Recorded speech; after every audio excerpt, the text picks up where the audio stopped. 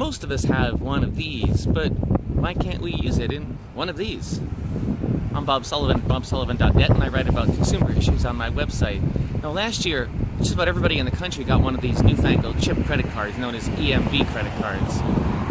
But right now, most of us can't use them in the stores that we shop in, even though about half of all stores have the important point-of-sale readers that can read these cards. The holdup is in the payments industry certifying that those machines are safe.